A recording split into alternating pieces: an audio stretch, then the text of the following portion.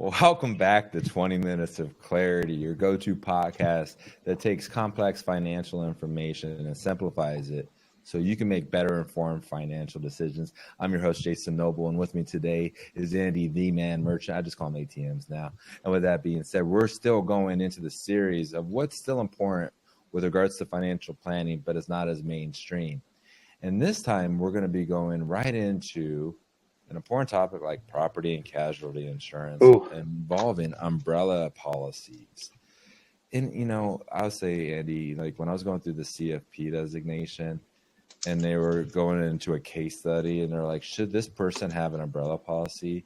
It was the easiest way to get an answer correct by saying yes. Yes. And for those that are watching and listening, now you're going, okay, hey now. So maybe I don't have this thing that you were talking about. What is it? You're going to have to wait to the end. No, you know what, Andy, let's just jump right into it now. What is an umbrella policy? How does it work, and why would someone even consider doing it? We'll start with that. And the best way to kind of describe a umbrella policy is with kind of a case study or a client study. And so we're going to jump into that. But first of all, you know what? You give me all these nicknames. I think I've got like 4 or 5 just from this podcast. So at least we're accomplishing something. So we're going to start throwing out yours. And I'm really liking DKN. So we're going to call you Dropping Knowledge Noble. So people can start having fun. We're going to start getting T-shirts, those that want to go and got any good nicknames for Jason and I, make sure to go to clearpicturefinancial.com. Find a good link on there to maybe just in the comments section down below. Just throw in some notes, tag this in your Facebook, give us a name. Anyway, so fun stuff. This is an interesting topic, right? Because umbrella policies we know about, but nobody knows really what they are. And then when people don't know, they don't do anything with it, but they're such an integral part. Obviously us as financial advisors in this space, we rarely get involved in helping clients set that up. And if you're like me, you're probably not, having regular reviews with your insurance agent, right? So, hey, let's go have a quarterly review on my insurance. It's like you buy it, you set it, and you just hope that the renewals don't cost as much. But in short, an umbrella policy is really additional. And I know, Jason, you always go into bringing that knowledge and go into more detail, but it's really additional insurance protection on you above and beyond what's covered in property and casualty or other protected policies that you might have out there. So, we talk all the time that it really comes down to if your balance sheet of net worth is more than 500,000, we'll probably discuss and talk a little bit, Jason. That number could be lower and could be argued that most everybody needs this. But anybody with a net worth of 500,000 or more probably needs to put this additional low cost policy into place in order to protect you from anything that's above and beyond what your normal coverage is. That's my simple definition, but Dropping Knowledge Noble is going to bring in, I'll know, a little more heat. All right, let's get a little geeky in here. So like you got your home and auto insurance, right? And I like what the number you kind of gave as a baseline of 500,000. But let's say you're driving and there's an accident that you're involved in, and there's bodily injury to a person in another vehicle, and it's pretty serious, and then they have medical bills that go really high, and then they go, okay, we're going to sue for, let's just say, $1.5 million. Oh, then the insurance, and like you're going, it goes through like a court case or whatever, and let's say it comes to, let's say, $1 million. Well, your insurance company is going to pay the first $500,000. And what are you going to be subject to for the other $500,000? I mean, this could really cause a big damper on it. Instead, what you could be doing in the same situation is you get an umbrella policy. Let's say the premium is $300 to $400 to get $1 million worth of coverage. Now, in the same situation, you have $500,000 coming from the insurance policy, and you have another $1 million of coverage coming from the umbrella policy. In that situation, you're not out of pocket that $500,000. That's the difference. You're not out of pocket anything because you had the umbrella policy. And a quick example and a story was that's for personal property, personal, like being it for your own car. I had a client that owned a rental property, and I said, hey, you don't have an umbrella policy on this. You got to get it. You got to protect this. He goes, yeah, you know what, you're right. And he called his insurance agent. Again, Andy and I, we don't deal with property and casualty insurance. We're not insurance agents, but we do see having proper insurance in place that could really help make sure you can navigate an untimely event and not derail your financial future because we didn't have the conversation. So he got the umbrella policy on his rental property. It was within 3 weeks. There was a woman I was walking her dog, and and and the person who was renting brought their dog, and the dog ran towards the fence and barked at the woman I was walking her dog. And well, the woman sued for emotional distress because this dog ran and barked at her, and she didn't know if it was gonna jump the fence or not. It didn't, but she sued for emotional distress. It didn't go to the person who owned the dog. It went to the person who owned the property, which was my client. Now, it was out, but he asked the question, would this have been covered by the property and casualty? And his insurance agent was like, you know, if she was on the property and got hurt, the answer would have been yes. But since it was not, she was not on the property and it was an unforeseen event, no, it would not in that case. But I was still wanted to bring this illustration to the surface. Was the distinction of, was she hurt on the property? So go figure.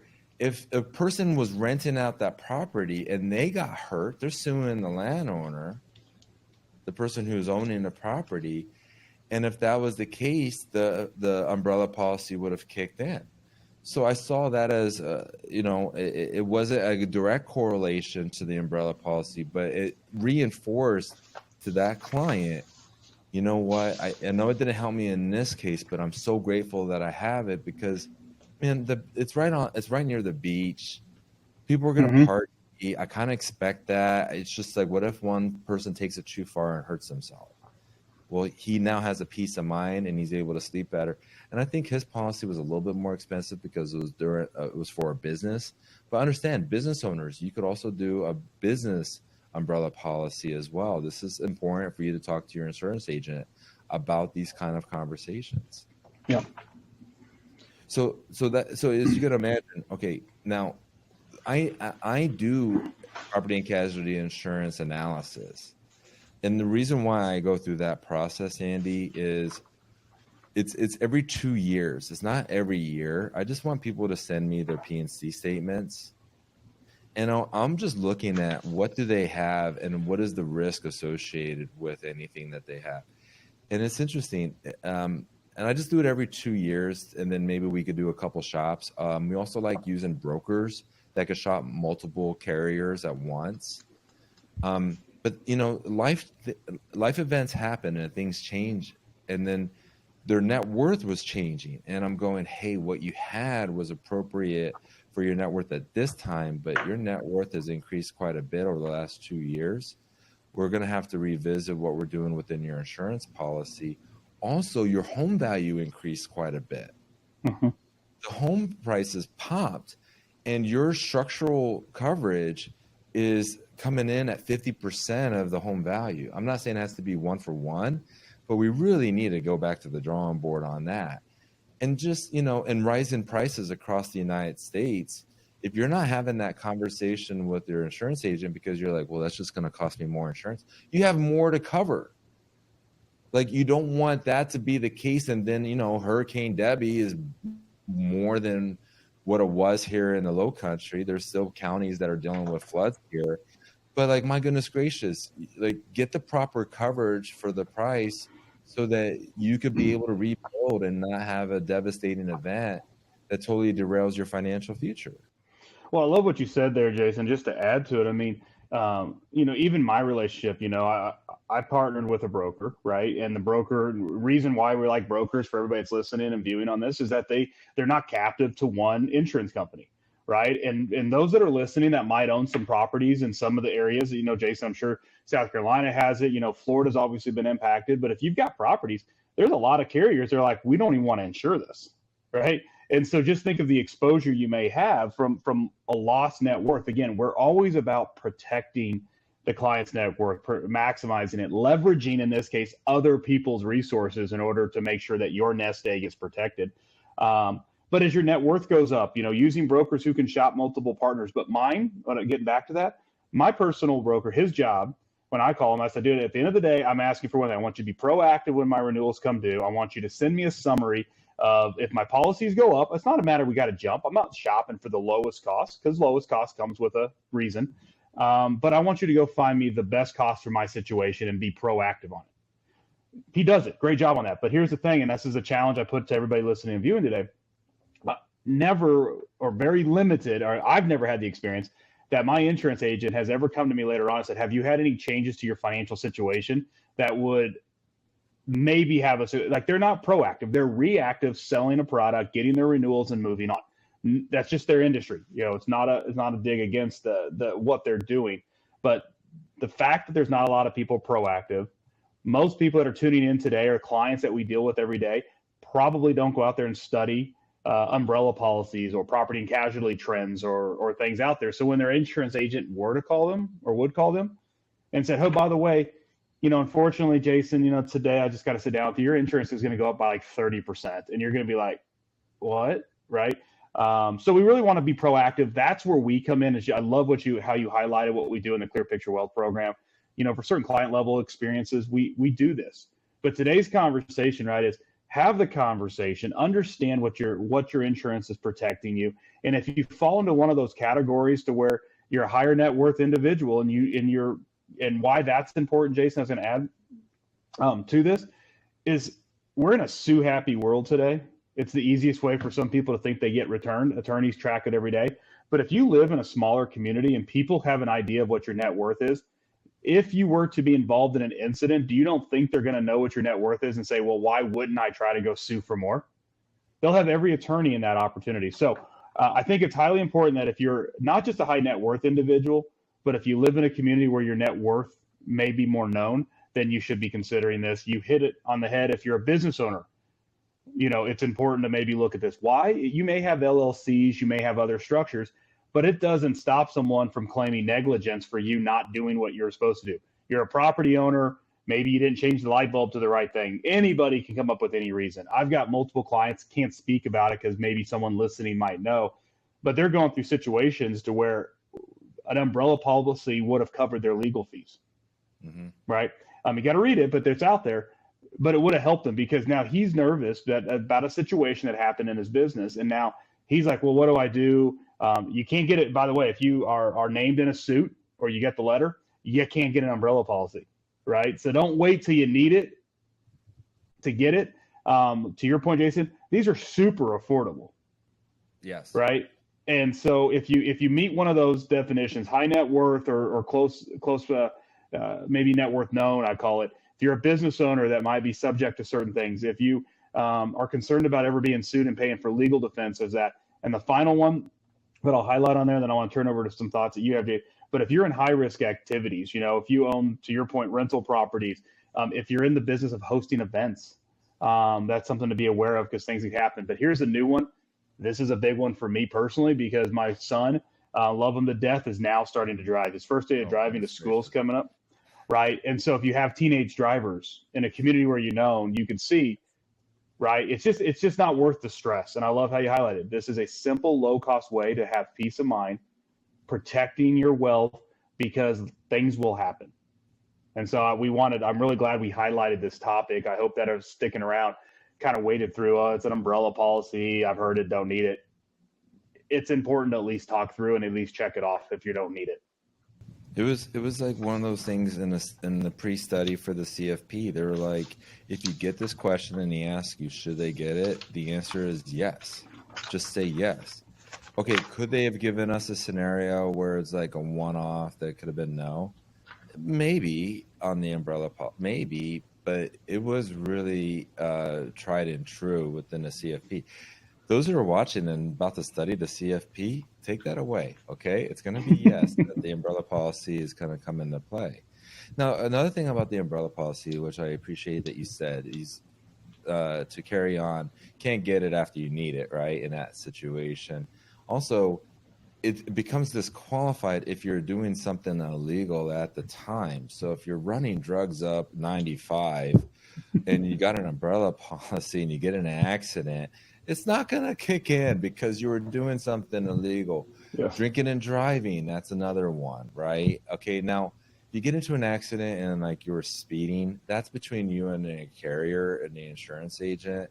Like maybe some questions if you have a heavier foot to ask that question, right, kind of thing, and understand. And I'm sure there's guidelines like, hey, if it's a felony speeding because you're going so much faster, then yeah, it's probably a good chance. Okay, I'm not trying to make light of these situations because when you're speeding at that level and you're drinking and driving, you're putting other people at risk, and there's people that lost loved ones because of that selfish act. Yeah. Get an Uber, right, Yeah. and slow down. But so you but be aware of that. If you have a heavy foot, maybe have the conversation and the question. Okay, and then the other thing I was going to share with you on policy review is it was beyond insurance policy. It was a property and casualty review. I was reviewing a home and auto insurance. Again, is every 2 years, right? And I'm coming in and I'm like, on your policy, there's like this $90,000 structural, right? And like with Google Maps or anything, I didn't see any structure on the property. Go figure. This is the level of geekiness I could get into. I just saw a fence. And I sent that over to a broker to do a comparative analysis. The broker calls me and she was like, you're going to love this. They're going to save $1,300 a year on their premium. And they're going to get higher coverage. And Jason, maybe you can help me. What is this structure on the property that's $90,000? I'm like, I have no clue. I can't figure it out. She was like, well, I'm going to call the client and let them know the good news, and I'll get that information. I said, all right, thanks for just letting me know what was happening. I'm going to update that into their financial plan, that they're going to save that on an annual basis. And I did increase the new premium at a an inflation level. And I was able to see like, wow, this is really cool. This really helped them with cash flow. The biggest doors rely on the smallest hinges. Okay, folks, $1,300 for this particular client. That was a big deal over time. I get a call back from the client. It was like within a matter of moments. And they're like, oh my gosh, she's going to be able to save me $1,600 a year. I was like, that's incredible. And I saw that the home insurance was higher. Hey, what was that structure of 90,000? They're like, the only structure I have is my fence. The other insurance company that they were with for many years, they kept on just increasing the value of the fence to a $90,000 valuation, jacking up the premiums. Go figure. It was just like, just set it and forget it. Never review, never discuss, never be transparent. We were able to save $1,600, get a proper policy in place for the land dwelling, but then also for the fence, right? You get a lot of wind damage, and down here in Charleston, South Carolina, you're gonna get some fence knocked over, and you're gonna get some help. But like we were able to get that taken care of, and we had massive storms a couple years ago, and it did affect the roof for this particular client, and the insurance company was able to come in and do the roof for just the deductible, saving a ton of money out of this person's pocket because we did it the right way. We crossed the T's, we dotted the I's, and we did it. So what does this have to do with financial planning? I just look at it this way. I don't like paying unnecessary taxes, and I can't stand it when clients pay unnecessary taxes. So I want the tax man to keep their greedy hands out of your pockets, number one. But why wouldn't I also want to see how we could put more money in your pocket, and let's go into these insurance companies that aren't doing what's right by you. Get the proper level of coverage for the cost that needs to be paid. Make sure you have your T's crossed and your I's dotted. And you're not going to like it when you write the check for premium. Nobody likes it. I don't like it. But when I need it because something happened and I have the proper coverage in place, I have the biggest smile walking back and picking out another car when I don't have any money coming out of pocket because we did it the right way. Well, you made a good point. I love that too, Jason. I just want to add that nobody likes writing checks, but people are much more comfortable writing whatever check it may be for an expense as long as they understand the value to them, right? Going back to our whole theme of clear picture, the clear picture financial process, kind of our approach with the 20 minutes of clarity is that we're trying to simplify these complex decisions, right? Most people don't move or act on a certain topic that might be recommended because they don't understand it. No matter how many plans you and I do and help clients and say recommend it, once they have to we recommend it and they have to go meet with their client or their agent to do it, that usually doesn't happen. So if you're an agent out there or you work with your agent, that's what we do. Call us. We work with our clients. That's the thing that I stress the most is that the Clear Picture Financial Program, as I highlight into this on insurance, is that topics like this, topics like college planning, topics like retirement things need to be fluid. They need to be reviewed, and oftentimes they need someone to act and implement on them. And that's what our program is designed to do. So if you're out there and you're listening and you're like, you know what, I'm just not really comfortable. I don't have peace of mind around my situation. It's all this complex stuff. All I want to do is enjoy my family, go to work, still like my job until I don't. I just want someone who I trust, who can provide me with directions, peace of mind, and simplify my life. That's what we're here for. So those that stay tuned to now, and you heard Dropping Knowledge Noble on this podcast, today, share it with friends, right? The more you can reach, the more you can help. But I think today was a good discussion on things, and I'm looking forward to the next few. Thank you, everyone. We appreciate it.